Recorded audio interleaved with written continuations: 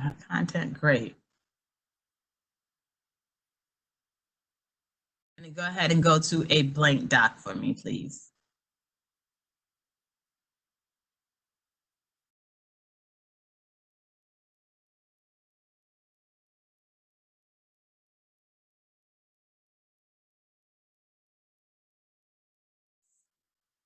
And she's going to go to a blank doc.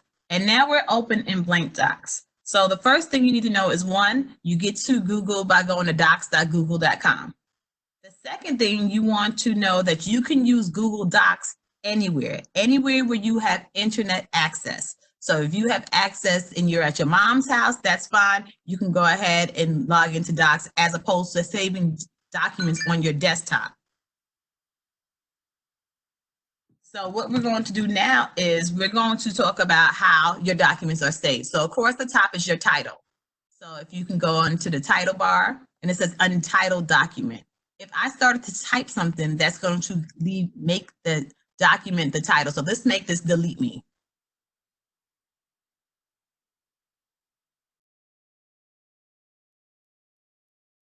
Just so that she knows that later on she wants to delete this. It's not something important. So the minute she moves her cursor back down from the title to the document, it auto saves for you. So you don't have to worry later on about where's my document? Where did it go?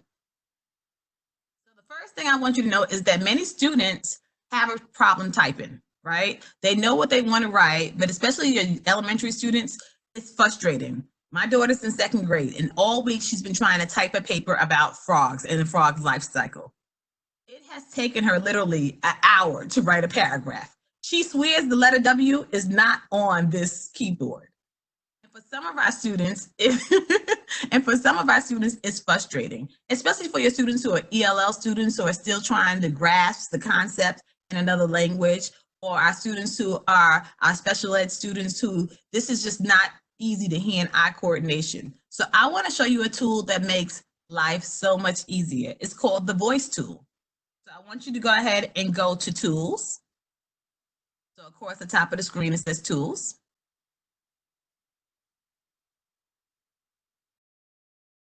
And scroll down, go down to voice typing. What do you think voice typing is going to do?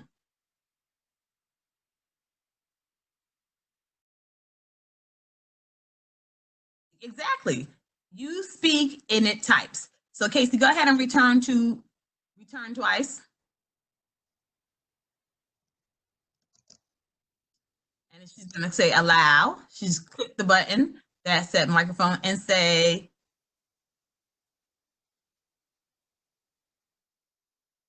she's talking now.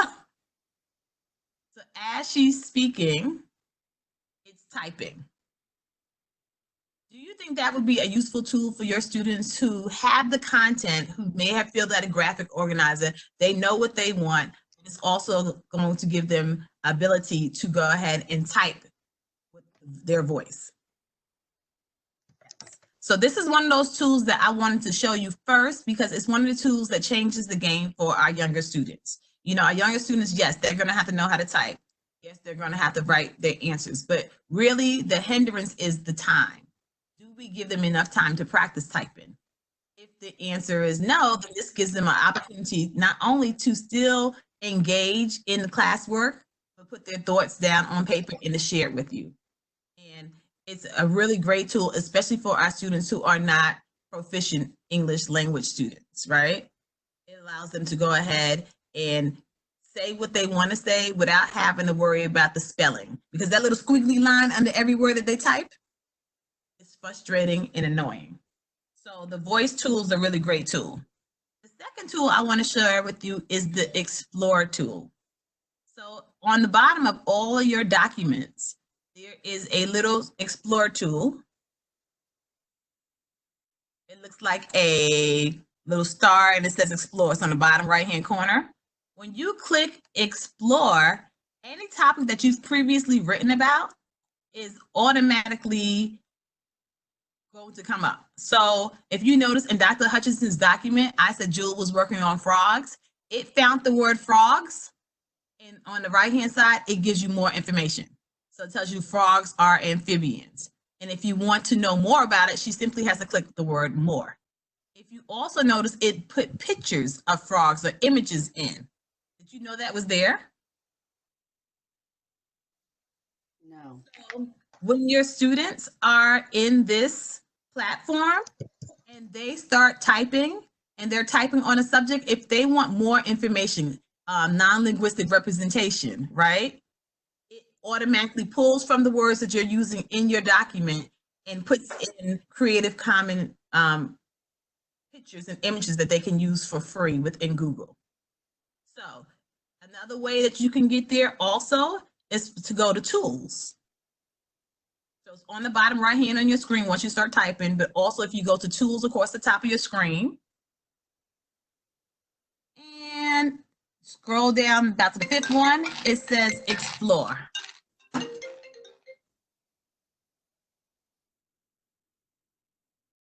And that's where you see your explore tab. Now this is great. My daughter's name happens to be Jewel.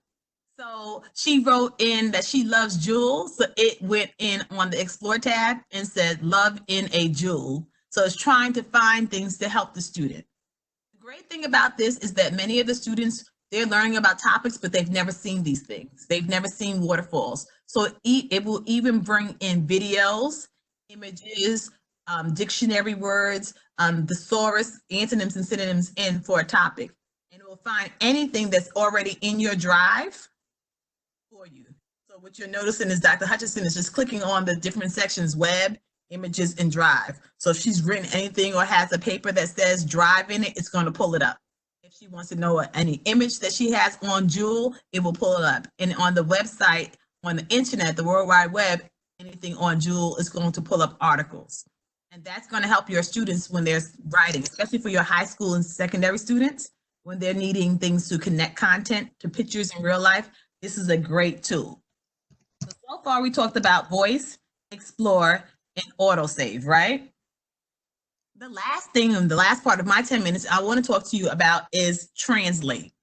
How many of you have had a student in your class who speaks little to limited English?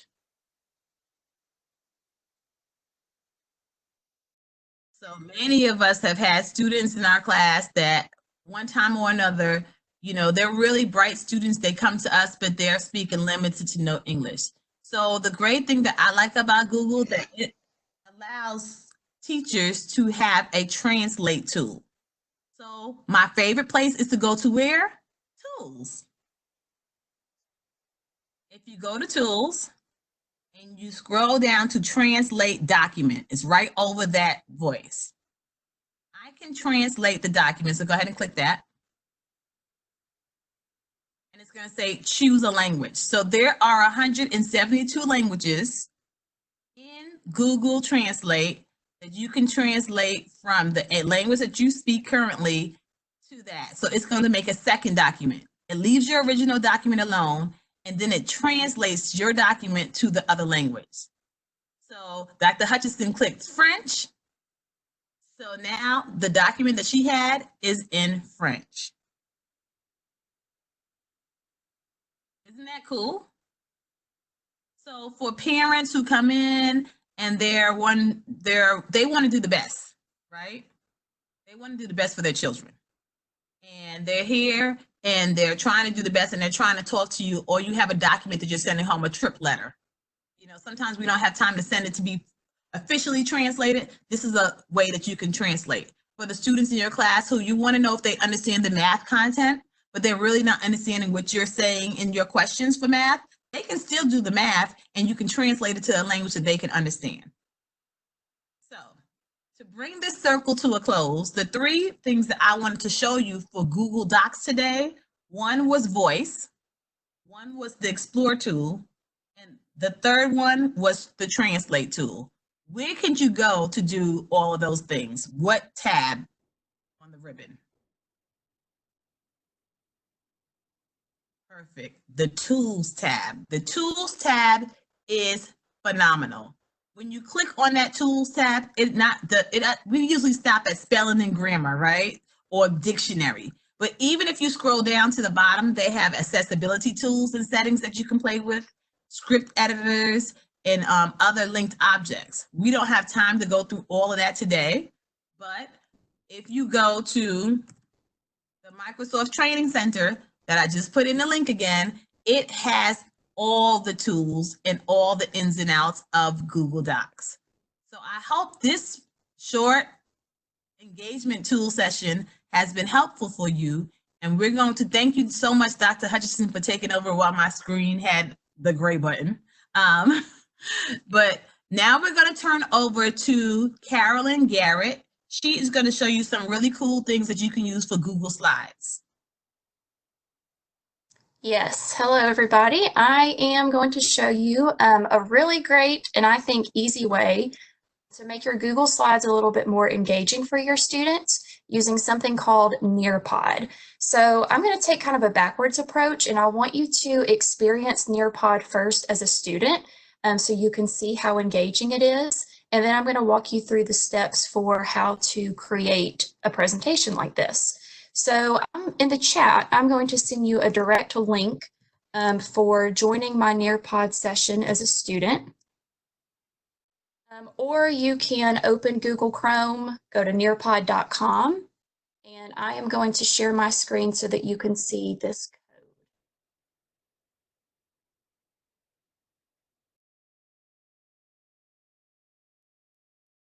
So again, you're going to go to nearpod.com.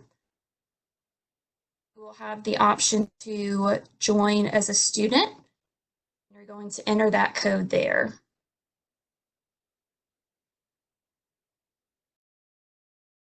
So the awesome news is that we actually have Nearpod free for the rest of this school year that we can use. So you'll have access to all of these really cool features that I'm going to show you when you sign up for a Nearpod account using your school email, and it's really easy to do that.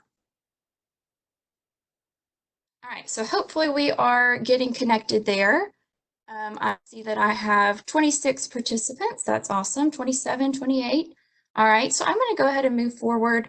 Like I said, you are looking at the student version, what a student would see if they were participating in a Nearpod lesson. And then if you'd like to flip back over to our WebEx meeting, you'll see what I can see as the instructor. So it might be a good idea for you just to kind of flip back and forth. That way you can see both sides. All right, so my plan for this section of our session today is to have you experience Nearpod as a student. I'm going to give a really brief overview of what Nearpod is. I'm going to tell you why I think you should use Nearpod. I will show you a sample lesson that I've used with my fourth graders, and then I will walk you through how to create a Google Slideshow with these Nearpod features. So on my teacher side, I am going to go to the next slide, and then the student also go there with me. So we're all looking at the same thing. And I'm just going to give a brief overview of Nearpod today. If you're interested in learning more in depth about Nearpod, there will be some training sessions next week on that. But for the way that I use it in Google Slides, you really don't need an in-depth understanding of Nearpod. So you should be good to go after today. So just the overview, Nearpod is a platform that allows you to either find pre-made lessons or you can create your own interactive lessons. Nearpod offers two different ways for you to present the lessons. You can do a self-paced lesson so that the students can access it at any time. This would be really great for the way that our students are currently learning at home. You can put a link to the presentation on your Canvas page or however you send out information, and they can go through the presentation, the lesson at their own pace. But then it provides the teacher with a post-session report so that you can see how they did on the lesson. The one that I've used is the live lessons. This is what I would use in my classroom, but I've also used it for our virtual lessons as well. It works both ways. With the live lessons, you can synchronize student devices, and then the teacher controls the pace of the lesson. That's what we're doing now. So I'm going to go on to the next slide here. These are just a few of the Nearpod features. They have a lot of others. All of their features are very collaborative, but they also give you options for formative assessments. So a few that I really like to use are the polls. They have collaborate boards where students can see their classmates' responses. They also offer quizzes, and then they have a more game-based quiz that the kids really enjoy. You can pose an open-ended question, and then you can also embed videos right into your Nearpod lesson. So I love Nearpod, and I hope that you'll love it too after today. These are some reasons why. So I find that it's a really fast and easy way to incorporate technology into your classroom, and it also increases engagement. My students love Nearpod, and they are always asking me when we're going to do another Nearpod lesson. The thing that really drew me into it at first was the fact that you can share your presentation to all student devices. So we are fortunate to have Chromebooks in my classroom. The idea that the students could have my presentation right there at their desk. I also find that it helps to increase student participation. So with the Nearpod features, every student is giving a response, whether they're typing a response to something, they're taking a quiz, whatever it may be, all students are participating. I also find that it's very user-friendly. That's a big thing for me, especially if you use the Nearpod add-on that I'm going to show you in a few minutes with Google Slides. So now I'm going to move into this sample lesson that I have used with my fourth graders so that you can experience the Nearpod features as a student. This is a lesson I did on idioms, adages, and proverbs. This is one of our fourth grade standards. So I started the lesson with an example of an idiom. That test was a piece of cake. And then the very next slide is a Nearpod feature. So on your student view, what you will see is a poll question, and it just says, have you ever heard this phrase before? You can answer yes or no, and then submit your answer.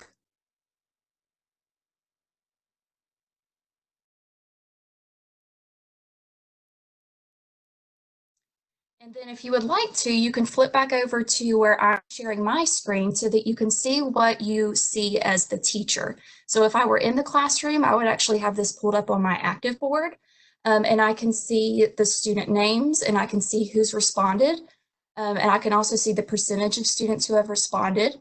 And it gives me the option to hide student names. I will do that a lot of times if I have put a quiz into my Nearpod lesson. And do it that way, but that's just personal preference. So if you want to flip back over to your student view now, I am going to continue on with the lesson. So again, I have the control here. So we're all still stuck on this poll until the teacher clicks the next button, and I'm going to do that now. So I would continue on with my lesson and explain that, you know, the test was a piece of cake doesn't literally mean a piece of cake. Now here I added another Nearpod feature, and that is an open-ended question. So again, as a student, you're going to see this prompt come up on your screen. What does the phrase "a piece of cake" mean? And for this one, you can type in your answer and click submit. You're welcome to do that along with me now. And then if you look back over at my teacher view, you'll see once that I see my students' names, I can see what they answered, I can see the percentage of students who have participated. And Nearpod will also save this session as a report for me to go back and look at later so that I can even use this for a grade if I needed to.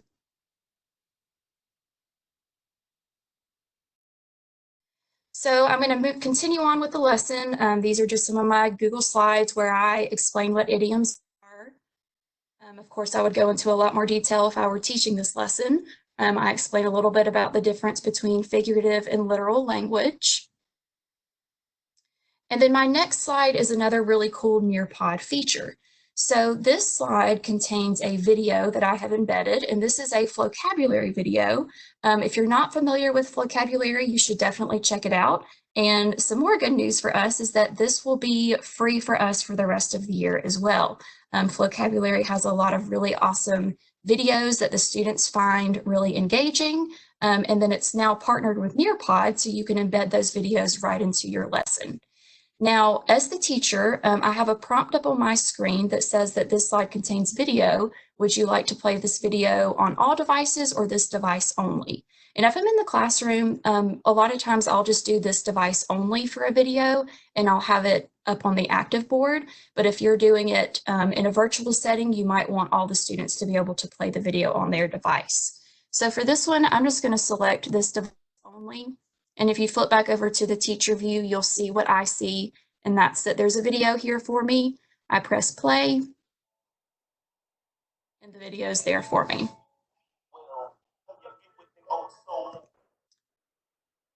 So I will continue on with the lesson.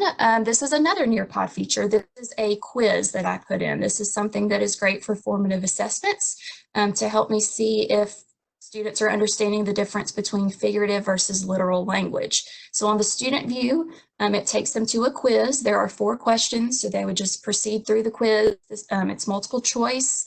And on my end, I can see, once again, student names. I can see how they're doing. When I'm in the classroom, especially for a quiz, I will hide the student names, but it's really nice to see this pie chart over here that shows me the percentage correct and incorrect, or who hasn't answered yet.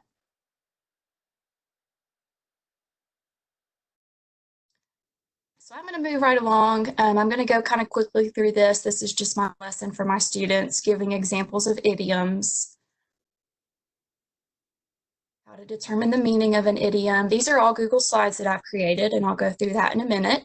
So then at the end here, I put in another quiz for students to see if they can start using some context clues to figure out the meaning of idioms. So this is another one of those Nearpod features.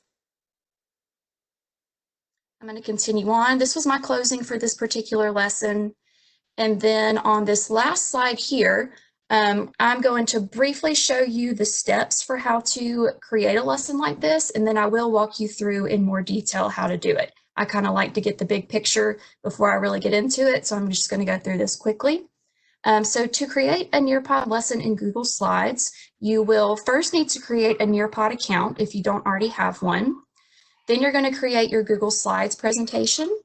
You are going to install or open, if you already have this add-on, the Nearpod add-on, in order to add these features.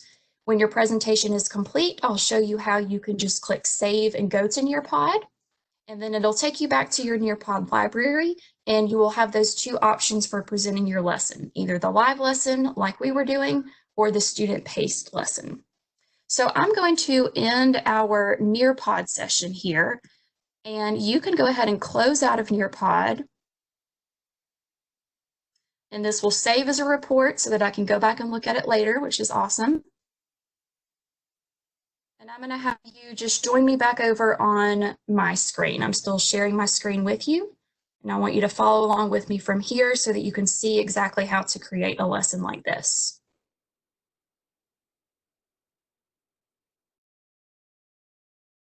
All right, so our first step is going to be to create a Nearpod account. You can just go to nearpod.com.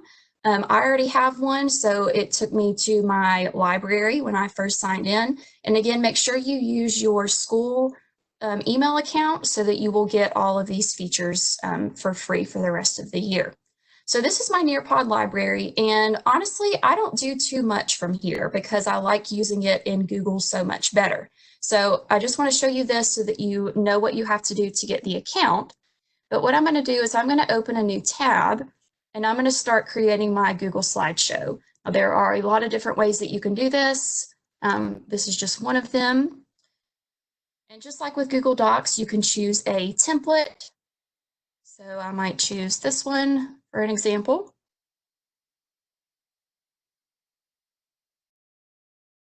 And it's going to pull up that template for me. That I would probably do is just go ahead and create all of my Google Slides first with the information I want to share with my students. So let's say I'm going to do this lesson about the American Revolution. This would be my title slide. And then maybe on my next slide here, I'm going to teach them about the causes. More information over here. I'm not going to go through all of this in detail. This is just kind of basic Google Slides. But what I want to do now is show you how to get those cool Nearpod features. So to do that, you're going to go up here to add-ons. From the add-ons menu, the first time you do this, you will need to click Get Add-ons. When you do that, it'll take you to the Google Store, and you can just search for Nearpod, click Install, and then you should be good to go. Since I have already installed it, and once you do that as well, you'll just be able to click Add-ons up here at the top, and then Nearpod will be in your menu. When I hover over Nearpod, I'm going to click Open Nearpod. You'll see a screen will appear over on the right-hand side with the Nearpod features that I want to add in. So these were some of the features that I was telling you about earlier, and then there are a lot more. You can add audio. This is the collaborate option. They have the option to put in a field trip, which sounds really cool. There's vocabulary. You can even do Flipgrid. I do open-ended questions a lot, polls, quizzes. You can see there are a lot of different options here. So back on my Google slide, let's say right after my very first slide, maybe as part of my opening, I want to pose an open-ended question to the students, just to maybe ask them what they already know about the American Revolution. So I want it to appear right after my title slide, so I've clicked on that over here on the left. And in the Nearpod menu, I'm going to select the feature I want to use. For this one, I want to do an open-ended question. So I'll just click on that. And it will pull up this box here where I will be able to type my question.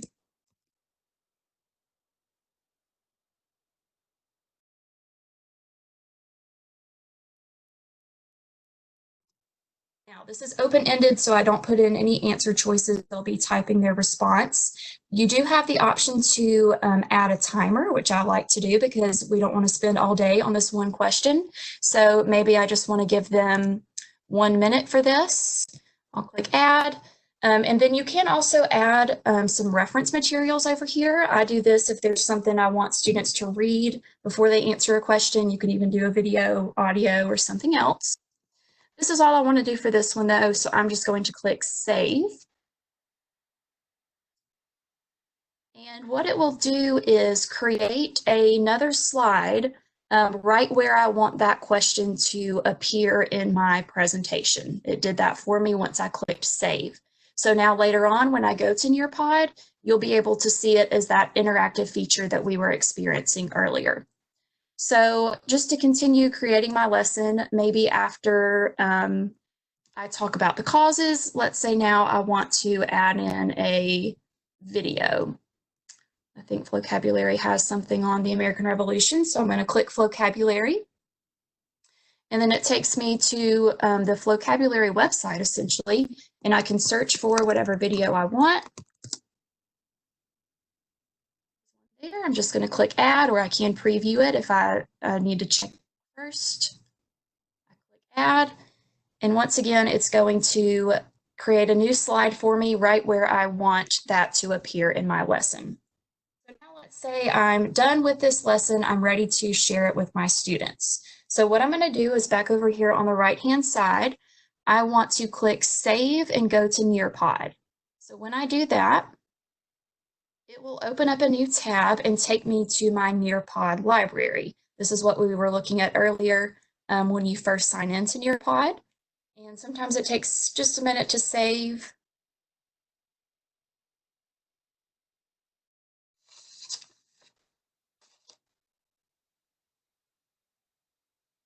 So now here is that lesson I just created. And when I hover over it, I have those two different options for presenting the lesson. I can do the live lesson, which is what I showed you, where the students can get a code, or you can send out a link and it will synchronize all the student devices, or you can do the student paced lesson. And for that one, you can also get a code, you can get the link. They give a lot of different options for sharing it.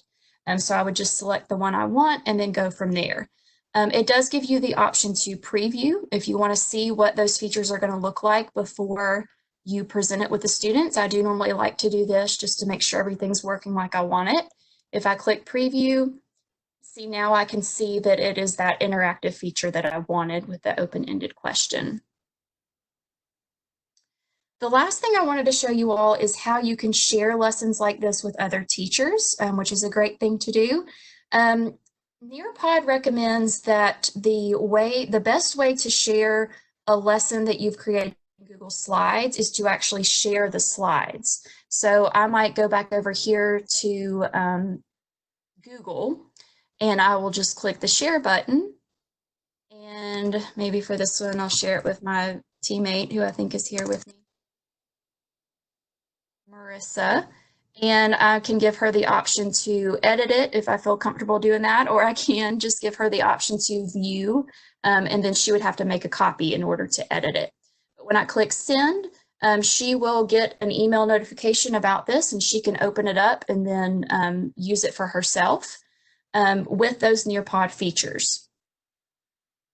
The other option, if you just want to go ahead and share your completed Nearpod and you would rather teachers not have access to change it, you can share it straight from Nearpod. If you click these three little dots, share with teachers, and then it gives you those different options. And then you can see that it does say we recommend sharing the lesson directly from Google Slides, which is what I just showed you. So you have several different options there. So that's all I have for you guys. I hope you have found this really useful. I absolutely love Nearpod, and like I said, my students love it too. And I especially love using it as that add-on in Google Slides. So I am going to stop sharing my screen here. I will turn it back over to Dr. Williams. Thank you so much, Caroline. Everybody, wasn't that wonderful? So, in case you missed it, two things that Ms. Garrett said. Number one, from today until the end of the school year, June 30th, the school year ends before that, but until June 30th, you have free access to vocabulary. So that means everybody here today, you can go ahead and start using vocabulary as you wish. Okay, so just type in, there's an email that will be sent to you right after the session is over. You'll get it by 12 o'clock. It's going to tell you exactly what to do, and you can start accessing all vocabulary's videos and using it with your students. The second thing is that, I'm not sure if she mentioned, I don't think she mentioned it, but we also are giving you free Nearpod access for the rest of the school year. So just because you were here today, you are our special friends. So everybody, you get Nearpod, you get vocabulary, you get Nearpod, you get Nearpod. It's a Nearpod party. Woo! So everybody in here today is going to have access to vocabulary and Nearpod for the rest of the year. I know that she mentioned, Ms. Garrett mentioned that there will be Nearpod trainings next week. There will be several Nearpod trainings next week from people who work at Nearpod. So we're going to facilitate it, but the people who are going to show you how to use it are going to be the people who work in Nearpod, their engineers and their trainers. So because you came here today and you learned about this, I would strongly suggest that you log in and come to the Nearpod session, okay? But all the things that she showed you today, whether or not you have a subscription, those are all free tools. So the Google Slide extension is free. The Google Slide extension is free. You can use that today, tomorrow, next week. All the ways to use those polling features, the question features, the open-ended features, those are free. You don't have to have anything except for just to sign up for an account.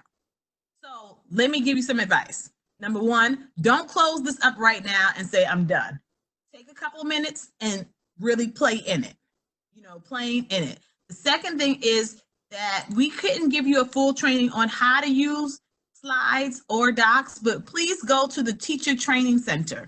That Teacher Training Center has everything you need to know how to use Google Slides, how to use Google Docs, and all of Google's tools. So it's teachercenter.withgoogle.com/training.